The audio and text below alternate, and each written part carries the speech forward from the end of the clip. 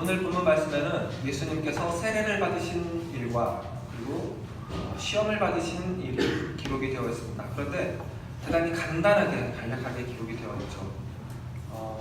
이 예수님이 세례를 받으시는 장면도 그렇고 예수님께서 사단에게 시험을 받으시는 장면도 다른 복음서들에는 비교적 자세히 길게 나와 있는데 이 마가복음은 이 두 사건을 그냥 5절 안에서 처리를 해버립니다. 그래서 마가는 이 예수님께서 세례를 받으시는 것과 시험을 받으시는 일을 그렇게 중요하게 생각하지 않는 것이 아닌가라는 인상을 받을 수도 있습니다.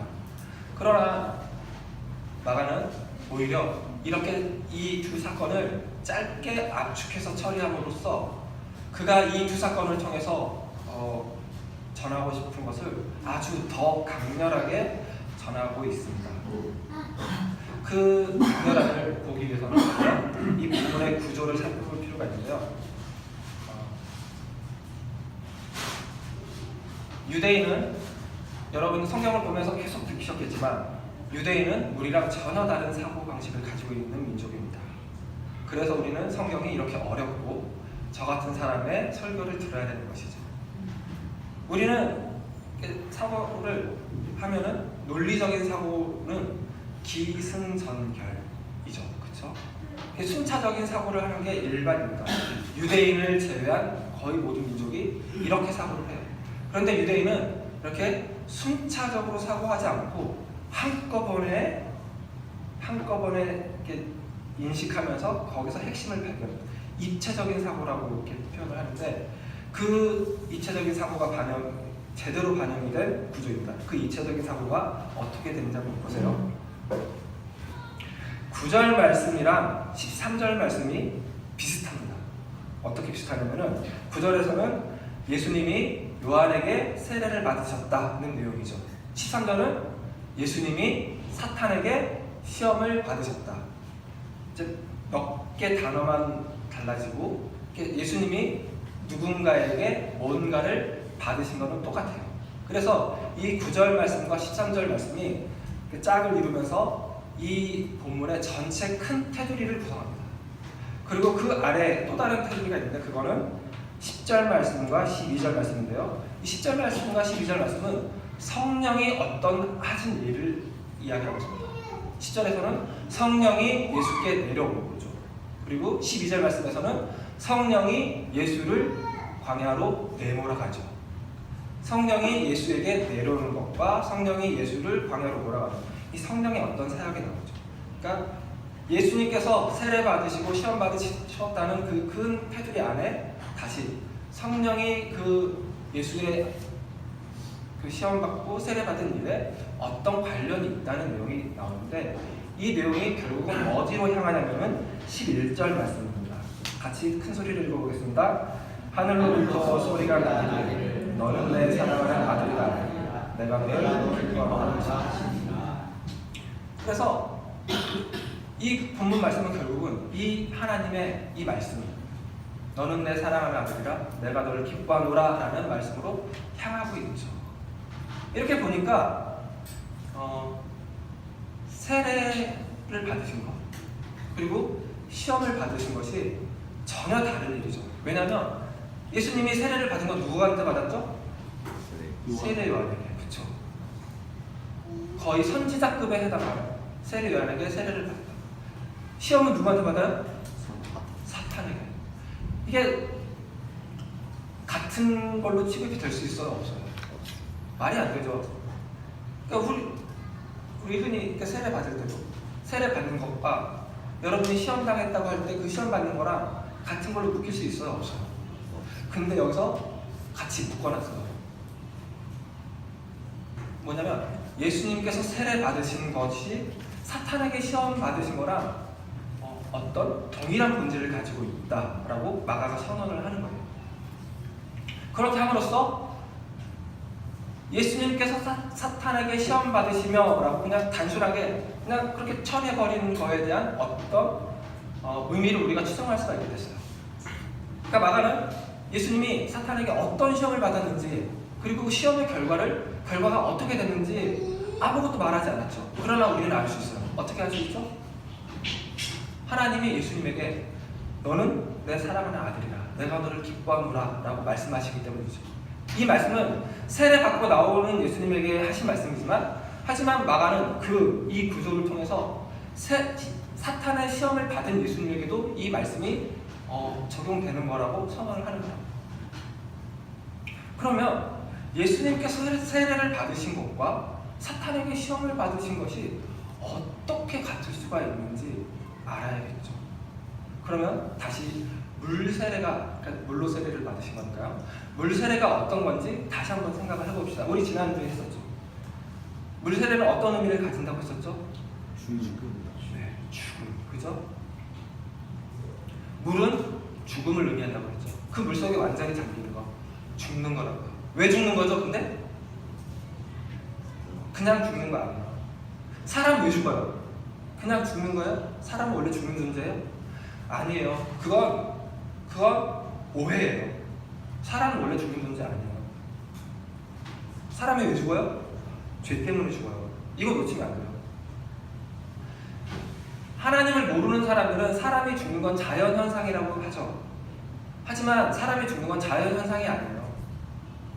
원래는 안 죽는 존재로 하나님이 지었어요. 그런데 죄가 들어와서 사람이 죄인이 되니까 그 죄의 결과로 사망이 들어와서 죽는 거예요. 그래서 물로 세례를 받는 것은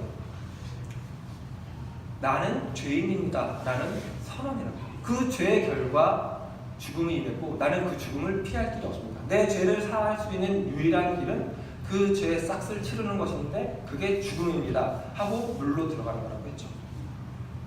그런데 지난주에 살펴봤던 본문을 여러분이 기억할지 모르겠지만 가장 중요한 키워드가 뭐였었죠? 나보다 강한 이가 오시나니 였죠. 그 강한 이가 예수 그리스도였고 그 강하다는 뜻은 막 기적을 베푸는 차원에서 강한 것이 아니라 죽음을 이기는 존재. 이 세상이 모든 사람들이 전 인류가 어찌해볼 수 없었던 그 죄와 죽음의 문제를 넘어설 수 있는 그보다 더 강한 이. 그래서 죄와 죽음을 결박할 수 있는 이가 오시나니라는 뜻이라고 했었죠. 그분이 오셨어요. 그런데 그분이 물세례를 받으시겠대요. 말이 돼요? 이게 좀 이런 게 소설 읽는 재미인데 그런 걸 성경에서도 좀 보셔야 돼요. 말이 안 되는 모순이 발생한 거예요. 이게 모순은 왜 생겼을까요? 이 모순이 발생한 것 그리고 마가가 세례와 시험을 하나로 바꾼 것에서 이 예수님께서 세례를 받으신 사건이 가지고 있는 어떤 시험의 성격을 알 수가 있습니다.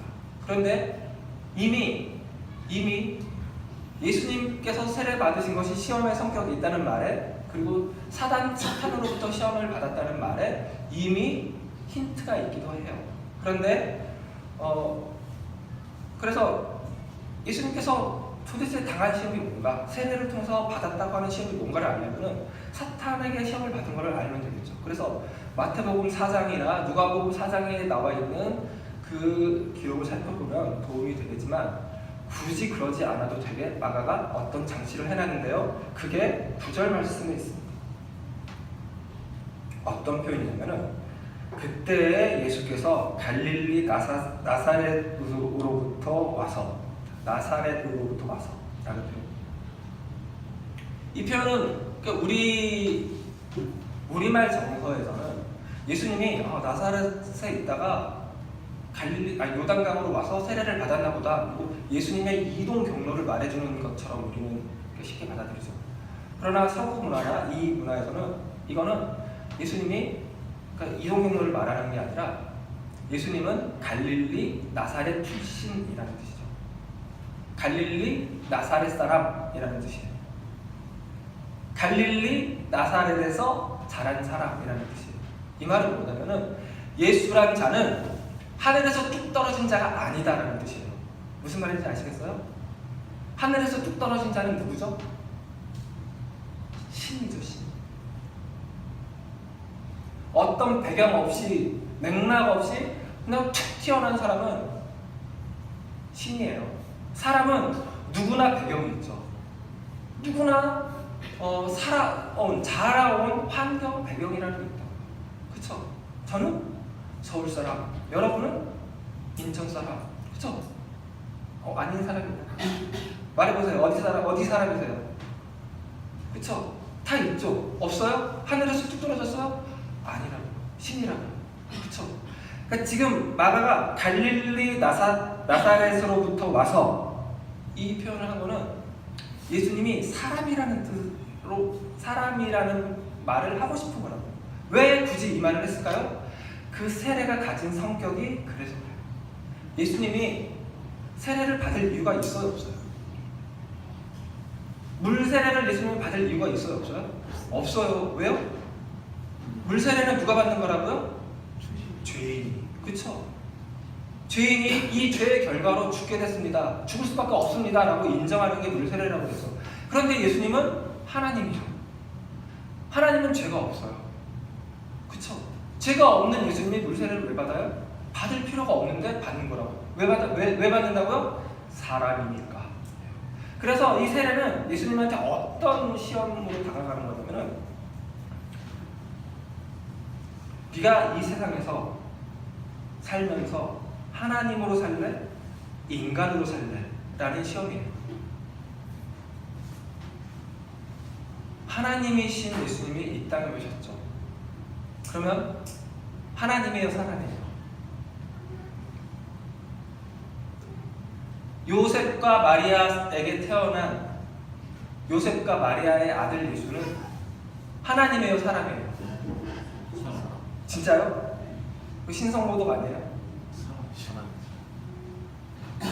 그건 이래도 되고 저래도 되는데 오늘은 사람이 정답인 걸로 해요. 사람이죠, 그쵸? 전에도 말했었죠. 예수님이 한 살 때 애매하죠. 우리는 한 살이 6개월 때 쉬가 마려워요. 어떻게 했을까요? 화장실로 갔을까요? 아니죠, 그쵸? 그걸 혼동하면 안 돼요. 그쵸? 예수님이 사람으로 오셨고 사람으로 사셨다고요. 그러나 예수님은 하나님의 본체이시기 때문에, 하나님과 동등된 분이시기 때문에 하나님의 능력을 가지고 있어요. 그 시험이 아마 사탄이 했던 시험일 거예요. 마가복음에서도, 그리고 마태복음과 누가복음에서 보면 그게 명시적으로 드러나요. 그렇게 예수님이 세례를 받을 필요가 없는 분임에도 불구하고 세례를 받으신 것이 그 시험을 이긴 것이죠. 그게 왜 시험을 이긴 것이 되냐면은 하나님이 그런 분이시기 때문에 그래요. 예수님이 자기의 어떤 신적 권세, 신적인 능력을 버리고 인간의 길로, 인간의 한계 속으로 들어간 사건이라고요. 물세례는 인간이 가지고 있는 모든 인류가 공통적으로 가지고 있는 공동의 운명, 죄와 죽음의 문제 아래 예수님이 들어가기로 하신 거라고요. 그 권세 아래, 다른 권세 아래 들어가신 거라고. 이 세상 가장 큰 권세자이신 예수님이. 그런데 그게 하나님도 그렇게 하신다. 그 표현은 10절에 나와 있습니다. 곧 물에서 올라오실새 하늘이 갈라짐과 성령이 비둘기같이 자기에게로 내려오심을 보시더니인데, 하늘이 갈라졌다는 표현이 그걸 담고 있어요. 여러분, 하늘이 갈라졌다는 말은 무슨 말이죠? 하늘이 갈라질 수 있어요, 없어요? 하늘이 공기잖아요, 그렇죠? 공기로 되는데 어떻게 갈라져요?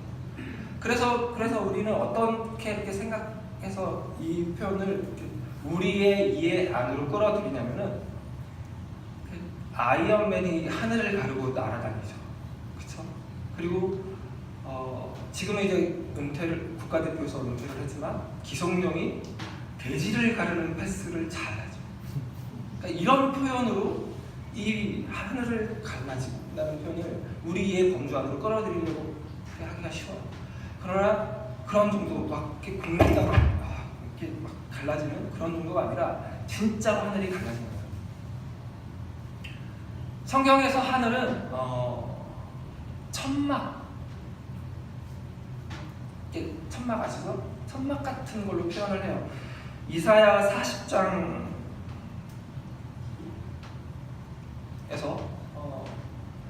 하나님이 하늘을 차일같이 두르셨으며, 이렇게 표현해요. 차일이 뭐냐면은 차단한다고 할 때 차, 그리고 이렇게 해를 말하는 일이에요. 차일. 그러니까 빛을 차단하는 막 차일이에요. 그러니까 이렇게 천막이죠. 천막까지 치셨다고. 이렇게 천막까지 쳐놓으면 어떻게 될까요? 아직 안 오시죠? 우리 일상생활에서 차일, 이렇게 빛을 차단하는 기능을 하는 게 뭐예요? 커튼. 네, 커튼이죠. 커튼을 이렇게 쳐놓은 걸 생각해 보세요. 커튼을 쳐놓으면 뭐가 보이죠? 커튼이 보이죠. 그렇죠? 그러면 우리 커튼을 찢어 갈라볼까요? 아침이 돼서 커튼을 열었어요. 그럼 어떻게 돼요? 네? 빛이 들어오죠. 빛만 들어와요? 좀 관찰자 입장에서는 어때요? 먼지. 네? 아, 먼지. 주부이십니다. 밖이 보이죠. 그쵸? 밖이 보이잖아요. 밖에 있는 나무, 밖에 있는 산, 밖에 있는 건물, 밖에 지나다니는 자동차, 이런 것들이 보이죠. 다시 성경으로 돌아가 봅니다. 하늘이 갈라졌어요. 뭐가 보이게 돼요? 하늘 밖의 세상이 보입니다. 그 하늘 밖의 세상은 뭘까요? 하나님의 나라. 실제하는 하나님의 나라. 하늘이 갈라지고 하나님의 나라가 보인다. 그럼 다시 커튼을 닫아요. 뭐가 보여요? 커튼이 보이죠. 그럼 밖에 있는 건 없어졌어요? 아니요. 그쵸. 그거 없어졌다고 하는 거는 우리 애기들이죠. 이러고 숨바꼭질을 하는 애들이죠. 그쵸? 하늘이 다시 그냥 갈라지지 않은 하늘이라고 생각해보세요. 하늘 밖에 뭐가 있어요? 안 보인다고 없다고 할 거예요? 있다고요. 뭐가요? 하나님의 나라가 실제. 하늘이 갈라지고 하나님의 나라가 보인다. 그런데 이 선언은, 이 표현은 단지 하늘 너머에 하나님의 나라가 실제로 존재한다라는 것만 말하는 게 아니에요. 그것도 말하지만 보다 더 본질적으로 이 세례와 시험을 하나로 묶어놓은 이 구조에서 뭘 말하고 싶으냐면은 하나님이 이 땅을 계속해서 간섭하고 계신다. 이 땅이 어떤 땅이에요? 죄로 오염된 땅이죠. 죄로 물든 땅, 저주받은 땅, 버려진 땅 같은 땅이라고요. 그 땅에 사는 사람들이 하는 일이라고 다 죄예요. 살인이며 시기하는 것이며 모함하는 것이며 사기치는 것이며 그런 것밖에 없는 땅인데 그 땅을 그렇게 타락했다고, 죄로 오염됐다고 하나님이 버리지도 외면하지도 무심해하지도 않는다고. 오히려 그 땅을 하나님이 하나님의 나라로 둘러싸 감고 있다고. 왜 그러실까요? 하나님은 온 우주 만물의 창조주이시죠. 그리고 우리 인간들도 하나님이 지으셨어요. 그런데 우리 인간들을 향해서는 하나님이 특별한 목적을 가지고 계셔요. 그 목적은 뭐냐면 하나님이 인간을 사랑하고 그 인간이 하나님을 사랑하게 하는 거예요. 그러니까 인간으로부터 하나님이 사랑을 받겠다는 거예요. 그게 하나님의 인간을 향한 목적이에요. 그런데 여기서 중요한 건 사랑이라는 말이에요. 사랑은 100% 자발성인 단어이죠. 사랑은 절대로 강요될 수 없는, 조작될 수 없는 단어예요. 그래서 하나님은 우리에게 약자예요. 여러분 한번 생각해 보세요.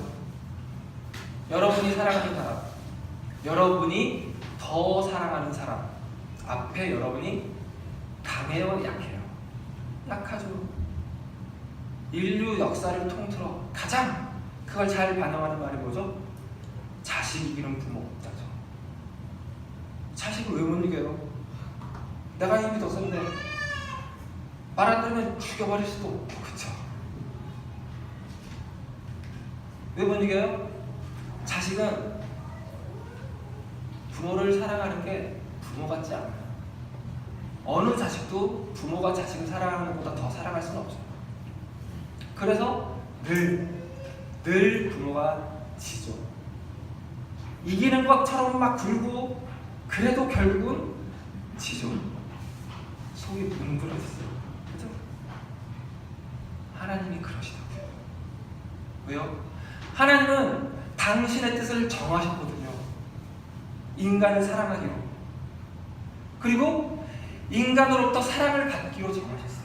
그런데 그걸 인간이 하나님을 사랑할 수밖에 없는 상태로 만들어 놓으면 그건 사랑이 아니니까 그러지 않으셨다고. 그래서 인간에게는 선택권을 주셨어요. 하나님을 사랑하거나 하나님을 사랑하지 않거나. 하나님은 늘 사랑하기로 작정하셨고 실제로 그렇게 하시는데 인간은 늘 선택할 수 있어요. 하나님을 사랑할지 말지. 실제로 성경이 증언하는 인간의 역사는 하나님 아닌 다른 것, 다른 사랑할 만한 것을 찾는 게 인류의 역사예요. 그런데 그걸 하나님이 기다려 주신다고요. 왜요? 사랑을 받고 싶으니까. 하나님이 사랑을 하고 사랑을 받는 측면에서는 약자라는 거예요.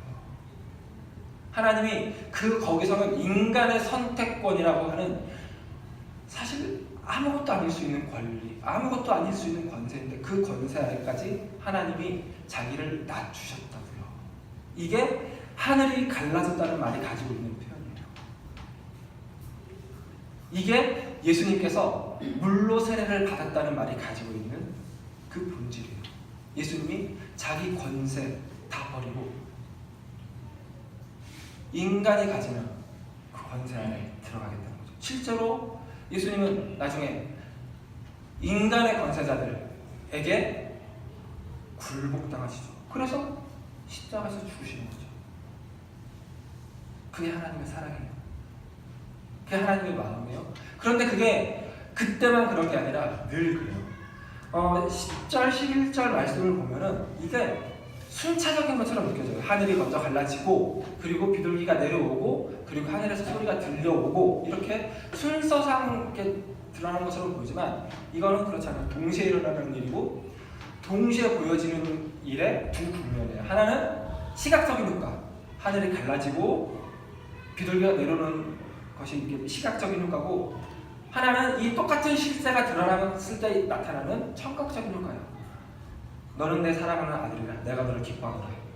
그러니까 이 말이 무슨 뜻이냐면은 커튼을 쳐놔도 밖에 있는 사물이 그대로 있는 것처럼 하늘의 커튼이 이렇게 쳐져서 밖에 보이지 않아도 하나님 나라가 계속해서 실제하고 있었던 것처럼 하나님의 이 음성, 하늘에서 들려온 이 소리, 너는 내 아들인데 너는 내 사랑하는 아들이라 내가 너를 기뻐하노라 라는 이 소리도 계속해서 존재한다고요.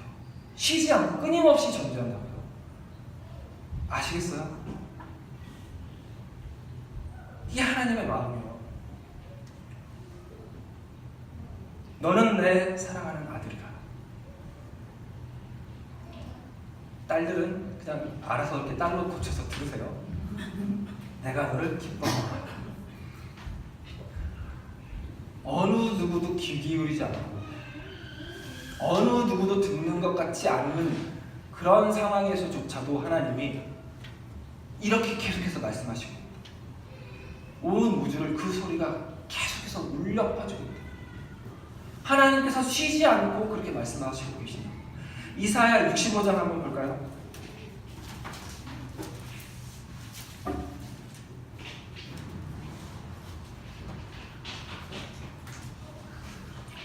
1절입니다. 이사야 65장 1절 말씀, 구약 성경 1046페이지입니다. 제 성경으로는.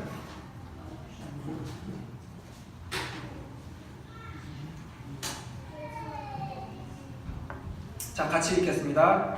나는 나를 구하지 아니하던 자에게 물음을 받았으며 나를 찾지 아니하던 자에게 찾아냄이 되었으며 내 이름을 부르지 아니하던 나라에 내가 여기 있노라 내가 여기 있노라 하는도다. 그리고 2절을 보면은 내가 종의 손을 펴서 자기 생각을 따라 옳지 않은 길을 걸어가는 패역한 백성들을 불렀나니. 종의 손을 펴서 하나님이 이렇게 말씀하신다. 하나님을 부르지도 않고 묻지도 않고 구하지도 않는 자들에게 내가 여기 있노라, 내가 너를 사랑하노라, 너는 내 사랑하는 아들이야, 내가 너를 기뻐하노라, 이렇게 해서 계속 말씀하신다고. 그런데 이렇게 말씀하시는 대상이 뭐냐면 자기 생각을 따라 옳지 않은 길을 걸어가는 패역한 백성들에게 하는 거야. 그러니까 듣지도 않는, 찾지도 않고 구하지 않고 묻지도 않는 자들에게 하나님이 이렇게 말씀하셔요. 하늘이 닫혀 있어서 그 소리가 안 들리는 것 같죠. 하지만 계속해서 그럽니다. 그런데 하늘이 갈라지면 그 소리가 들려요. 어떤 때 갈라져요? 예수처럼.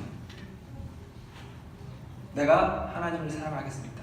내가 하나님께서 세상을 대하는 방식이 내 방식이 되게 하겠습니다 하자 하늘이 갈라지고 그 실제가 보이고 그 실제하는 소리가 들려오는 것처럼 우리가 하나님을 사랑하겠습니다, 하나님의 뜻대로 살겠습니다, 하나님께서 나를 대하시는 그 방식처럼 내가 내 이웃을 대하겠습니다 할 때 하늘이 갈라지고 그 실제가 보여지고 하나님께서 여러분에게 말씀하실 거예요.